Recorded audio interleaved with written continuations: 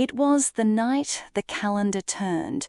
New Year's Eve into New Year's Day, 1963. A hot Sydney night, the kind that makes you walk down to a river to cool off.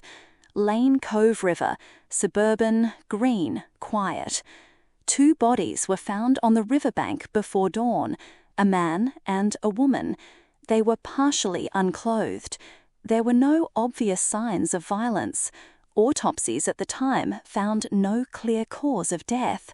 So how did they die? Why was the scene so strange? And why, more than half a century later, does the answer still elude us? This is Still Unanswered. I'm Emily Hart. Welcome back to the podcast. Each episode, we take a case that remains unresolved. Cases where the evidence is thin, the questions hang heavy, and the stories have been told more times than the facts. Today's episode is about the deaths of Dr. Gilbert Bogle and Mrs. Margaret Chandler, a story that transfixed Australia in 1963 and has since become part medical mystery, part cultural parable. We're going to be careful with speculation. We'll stick close to the records and to experts, but we'll also try to understand why this story keeps pulling people back in. I'm joined by Dr. Matthew Kwan.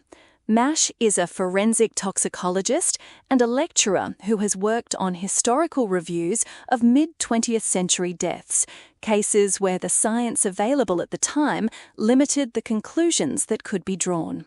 Matt, thanks for being here. Thanks, Emily. It's good to be talking about this one with you. It's a case that sits at the edge of forensic certainty and the fog of social history.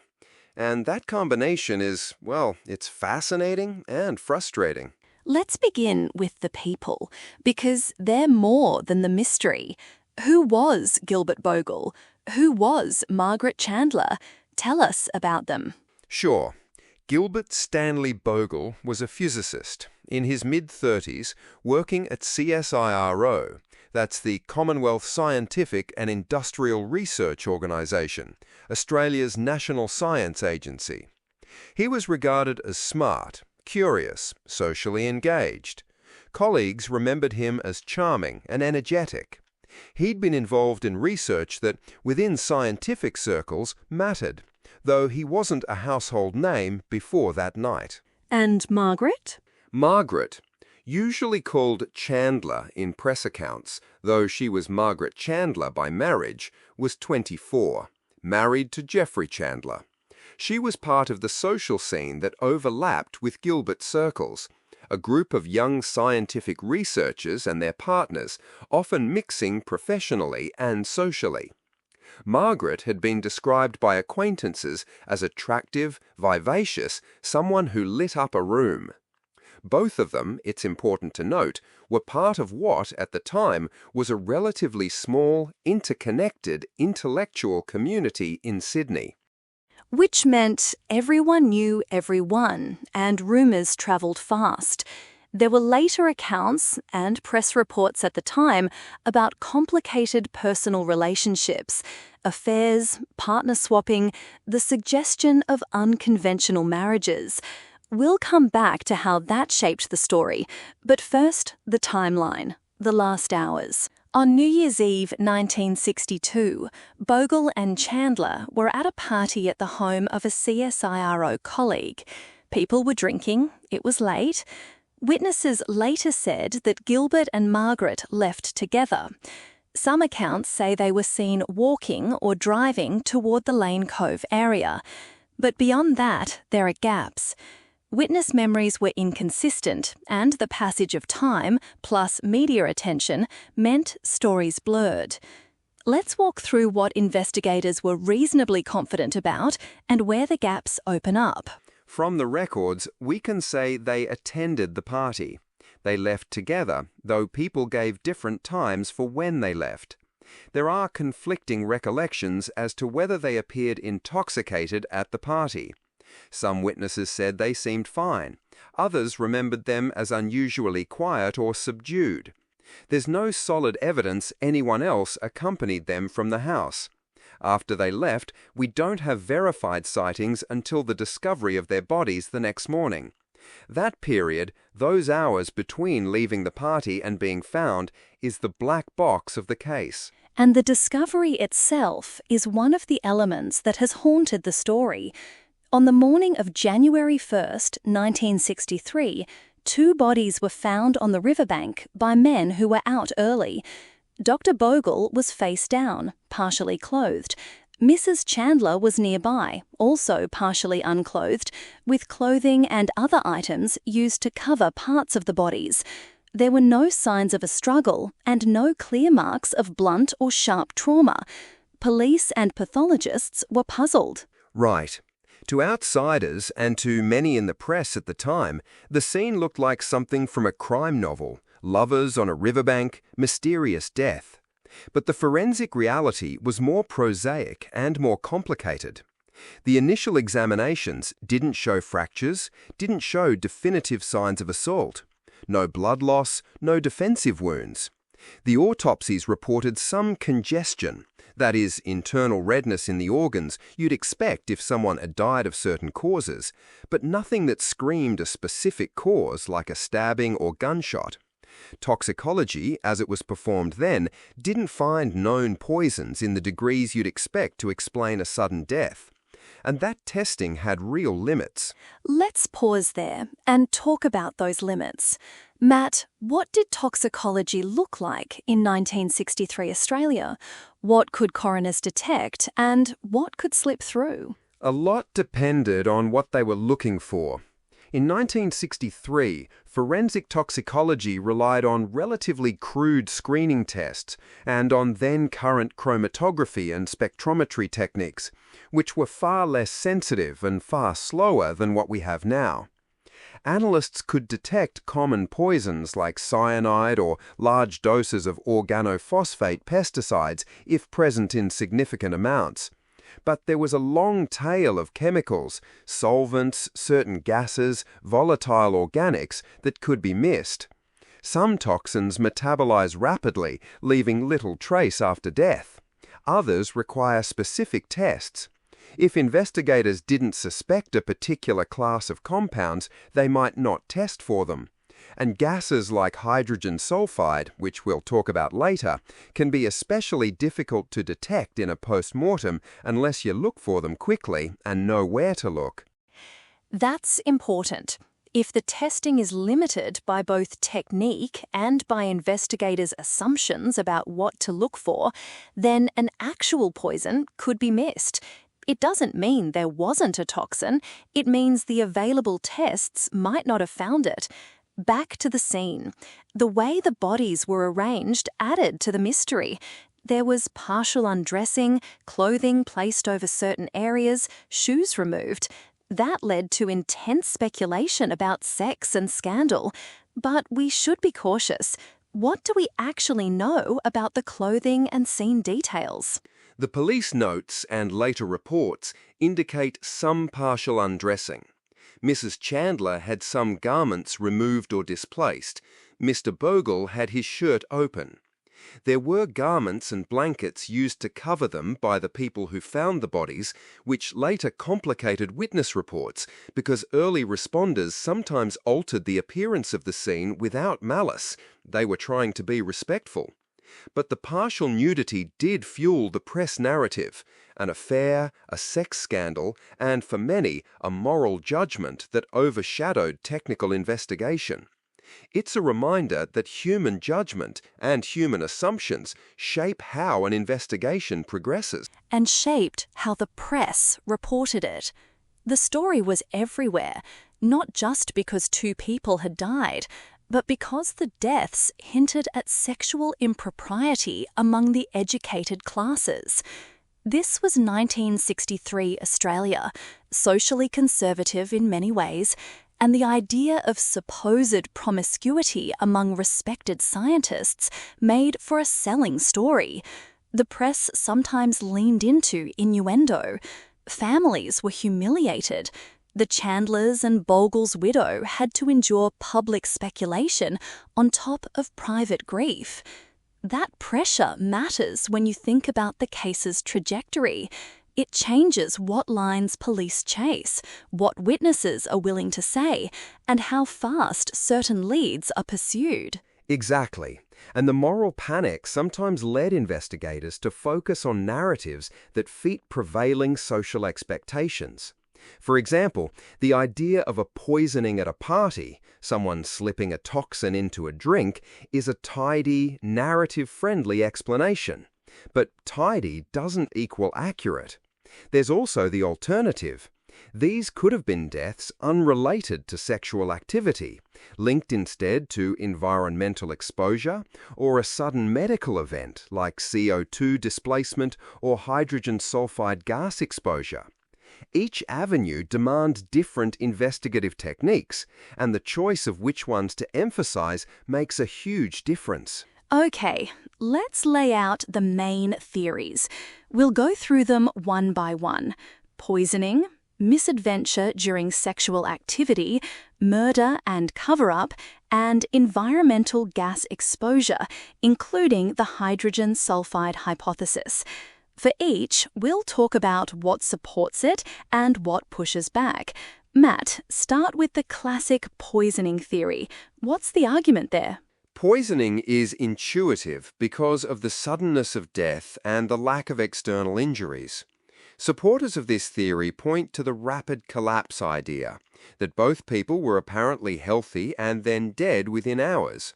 If someone put a potent toxin in a drink or in food, it could kill quickly. In 1963, there was also the knowledge that certain rare toxins could evade routine screens. However, the objections are significant. No common poison was detected in autopsies. If someone had deliberately poisoned two people at the same time, you'd expect some trace, or you'd expect a suspect with both motive and opportunity, and nobody really fit that bill in a compelling way. The toxicologist's problem is that absence of evidence isn't evidence of absence, but it's also true that many poisons leave telltale metabolic byproducts if you know to look for them. And then there's the sex game gone wrong, or misadventure theory. This one, which people sometimes describe with a mixture of titillation and moralizing, suggests a private, consensual sexual encounter that somehow turned fatal. Perhaps drugs combined with alcohol, or an accidental asphyxiation, or a sudden medical event during sex. What do we make of that explanation? From a forensic perspective, it's plausible that two people could have engaged in activity that increased risk, heavy alcohol consumption plus a sedative, or accidental inhalation of something. But again, there's a lack of physical evidence to support a particular mechanism. There were no traces of large doses of sedatives found with the tests of the day, no signs of strangulation or asphyxia that would be visible on external exam. And importantly, if it had been an autoerotic or kink-related accident, you might expect certain telltale signs of equipment or ligature marks. There wasn't consistent evidence of that. So misadventure remains possible, partly because it's difficult to outright disprove, but it's far from proven. Murder and cover-up. The idea that someone wanted them dead, and maybe even staged the scene, is the third major direction. Who had motive? Was anyone in the social circle jealous or at risk of exposure? Were there political motives? Any viable suspects? Motive is always the hardest part of these retrospective puzzles. There were tensions in the social and professional circles, personal jealousies, complaints, but nothing that rises to a clear motive for murder of two people at once.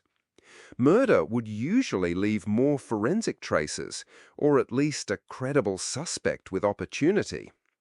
Investigators did look at possible suspects, but nothing assembled into a case.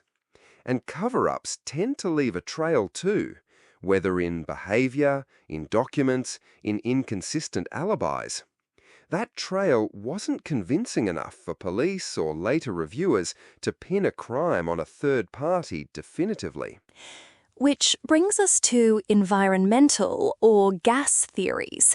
Less sexy in tabloid terms, but in terms of forensic plausibility, very interesting.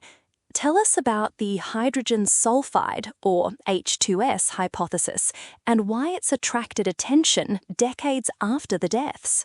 H2S is a gas produced by the bacterial breakdown of organic matter in oxygen-poor environments.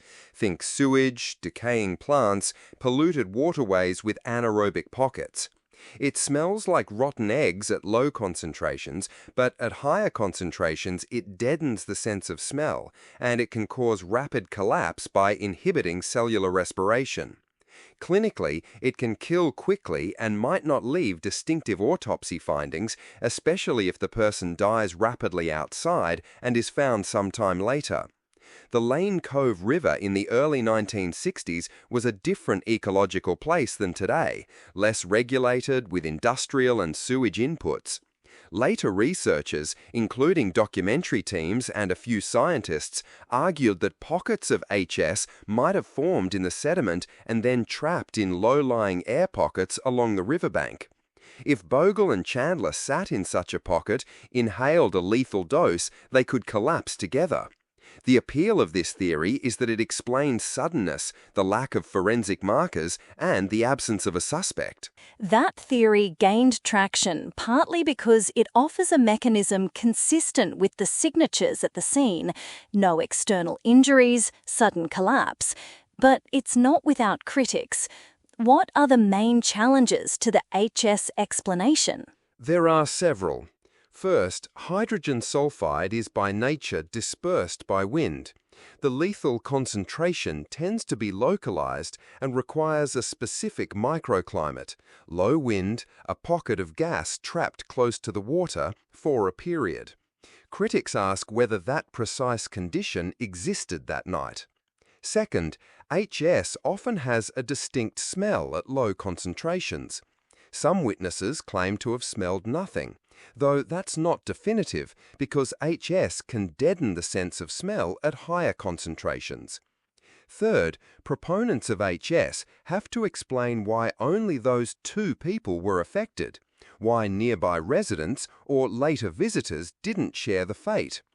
Part of the counterargument is that the gas could have been locally trapped in a small hollow where they were sitting, affecting only people in that pocket. Lastly, there's the question of post-mortem detection.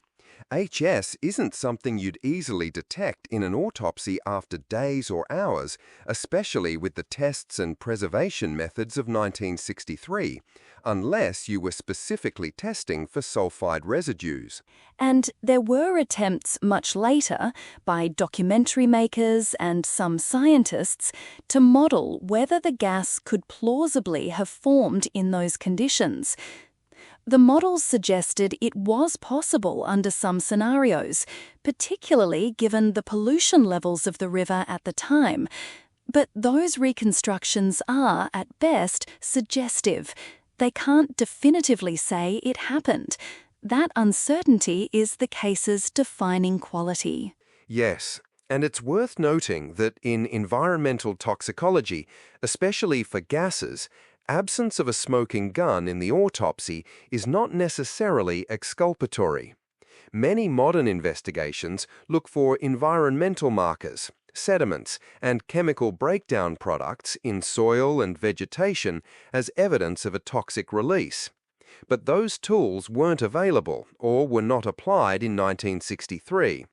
So the puzzles often come down to whether a theory plausibly fits the facts without contradicting them, not whether it can be proved beyond reasonable doubt. We should be precise here. The official coroner's inquest at the time returned an open verdict. They couldn't determine how they died. Over the decades, there have been calls to reopen the case, renewed examinations, and public debates. Some later experts favour H2S as the most plausible explanation. Others still find it speculative. But the files do show some investigative missteps that made it harder to ever reach a firm conclusion. What kinds of missteps? For one, the scene wasn't preserved as meticulously as police would try to preserve it today. Bystanders and first responders sometimes moved clothing to cover bodies. Important samples that today would be collected methodically, environmental samples, detailed photographs, secured articles of clothing for later chemical analysis, were either not collected or were collected imperfectly. Also, because of public pressure and sensational reporting, investigators felt pressure to provide answers quickly. That can bias an inquiry toward narratives that satisfy public appetite rather than toward the slow, technical work that might uncover subtle environmental toxins. And there's the issue of investigative tunnel vision. If early investigators focused on sex scandal or foul play because that fit social narratives, they may have under-prioritized other lines, environmental sampling or more exhaustive toxicology. These are classic pitfalls, not unique to this case, but when you combine them with genuinely limited laboratory capabilities, the door closes on certain answers. Let's talk about the families and the cultural legacy. These were real people. Their deaths touched families, spouses, parents, colleagues. The Chandlers and Bogle's widow had to live with public scrutiny and unanswered questions. What do we know about their experiences in the aftermath? Not enough, and that's tragic. There are records of public statements and press interactions and later interviews that show families traumatized by both loss and by the public narrative that often assumed immoral behavior. The Chandlers faced humiliation and lifelong suspicion in the eyes of some. Bogle's widow had to carry both personal grief and public rumor. You can't measure the human cost in forensic terms, but it's very real. Culturally, the case became a kind of mirror for social anxieties in the 1960s. Fears about changing sexual mores, anxieties about scientists and elites behaving immorally, and discomfort with urban environmental decline. Over the years, the story's been retold as a morality tale, as a forensic puzzle, and as an ecological parable. Each retelling changes the emphasis. Was this about sex, or science, or sewage? It's telling that we keep retelling it, maybe because it resists closure. And each retelling also reflects the times in which it's told. In the 1960s, emphasis on scandal sold papers. In the 1990s or 2000s, modern writers leaned more into forensic possibilities. More recently, with advance in environmental science and growing public awareness about pollution, the H2S theory gained traction. But retellings can also obscure the facts. They can amplify speculative elements because that's what audiences latch onto. So let's be specific about what we do know and what remains unresolved. The agreed facts. Both Bogle and Chandler were found dead on the Lane Cove River on the morning of January 1, 1963. They were partially unclothed. There were no obvious external injuries indicating assault. Autopsies at the time did not find a clear toxicological cause of death using methods available then. The coroner returned an open verdict. The major unresolved questions. What was the exact physiological mechanism of death? Was a toxin involved? And if so, was it from a person or from the environment? Was there any third-party involvement? And what happened in the hours between leaving the party and the discovery of the bodies? I'd add one more. Whether modern forensic methods could realistically resolve the case now. That's a practical question. The biological samples from the time, tissue, clothing, if they still exist and were preserved, might be reanalyzable with modern mass spectroscopy and advanced chromatography. but many of those items haven't survived or were never collected in ways that allow confident reanalysis. Environmental sampling now wouldn't tell us what existed in 1963 because ecosystems change. So the window for conclusive answers is narrow, and in many respects, it's closed. That's an important point. Science moves forward, but not always in a way that retroactively solves old mysteries. Sometimes science gives us better models, like the HS pocket hypothesis, that make the story more plausible. Sometimes it removes entire classes of explanations. But often, for cases like this, it only clarifies which questions are actually answerable and which remain speculative. Emily, can I make a practical comparison? In modern forensic toxicology, if you suspect a novel poison or gas, you'd want rapid sampling at the scene. Air samples, sediment, water, tissue preserved at low temperatures, and carefully catalogued textiles. You'd run broad-spectrum screening like GCMS and LCMS to hunt for unknowns.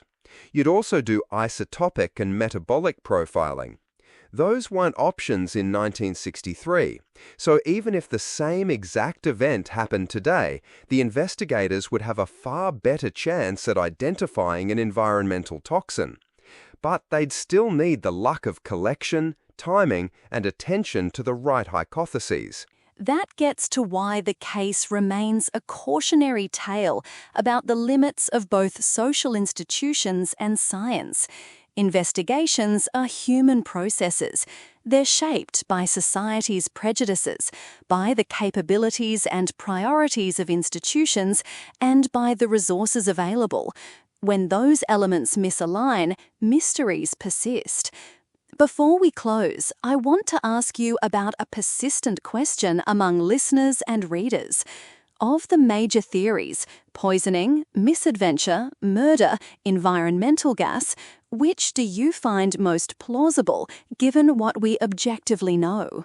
I'll be cautious. If I have to rank them by plausibility, based purely on the documented facts and on what's consistent with forensic science, I'd place environmental exposure, specifically the HS pocket scenario, as the most plausible, because it best accounts for the suddenness, the lack of external injuries, and the historical pollution context.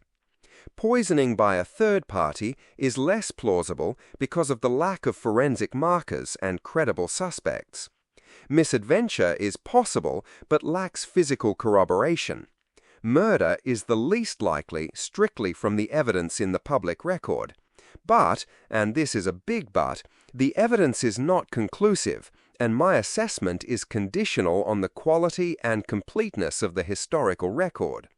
If new, preserved samples were found and analyzed, my view could change. That's a careful answer, and exactly the kind of caution this case deserves. We don't have certainty. We have competing, plausible narratives, each shaded by what we choose to emphasize: the social scandal, the scientific unknown, the environmental degradation. Maybe that's why the story endures. It asks us to hold multiple uncertainties at once. It also speaks to a broader lesson. Sometimes a case remains unsolved not because investigators failed completely, but because we reached the limits of what can be known given the methods and priorities of the time. That's a useful humility for anyone who follows true crime closely. Before we go, a quick reflection on how this case has been remembered. Books, documentaries, magazine features, all have revisited the Bogle-Chandler story. Some focus on the lurid angles, others on technical re-examination. But each retelling reshapes public memory.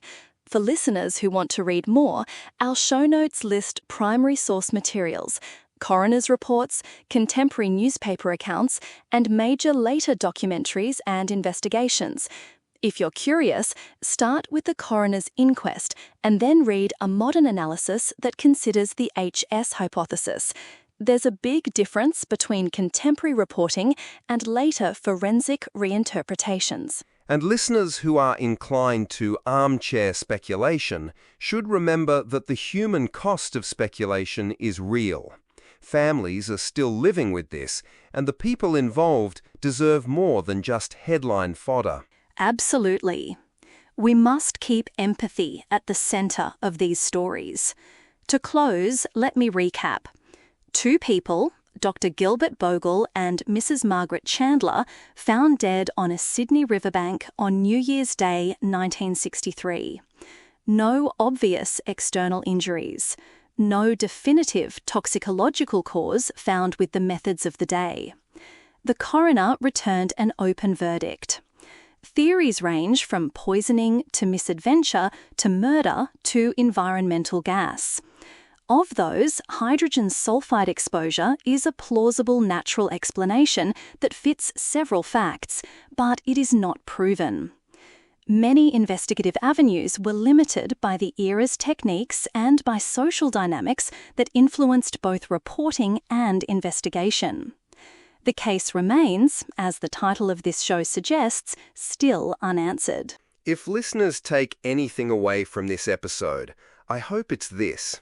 Forensic certainty requires not only good science, but good procedure and humility about what the evidence can actually show.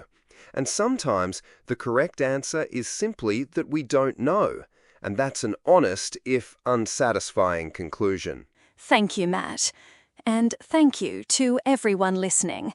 I know many of you will have your own theories. I'm grateful you're willing to sit with the ambiguity of this case rather than rush to judgment. If you want to dig deeper, check our show notes for source documents and suggested reading. We keep those materials there for transparency so people can explore the files themselves. Thanks for having me, Emily. It was good to revisit the case with a careful lens. One last thing before we sign off. Think of Bogle and Chandler as people first. The mystery attached to their deaths should not eclipse their lives, careers, family, friendships. They were part of a community, and they're owed more than gossip. If you have thoughts, respectful questions, or archival leads, we encourage you to get in touch via our website. We do not accept tips that sensationalize or exploit. We're interested in documents, records, and reasoned discussion. This has been Still Unanswered. I'm Emily Hart. Thank you for listening. Some questions stay open because the trail ends, some because we never looked in the right place, and some because the truth is simply lost to time. The deaths of Gilbert Bogle and Margaret Chandler remain one of those. Good night.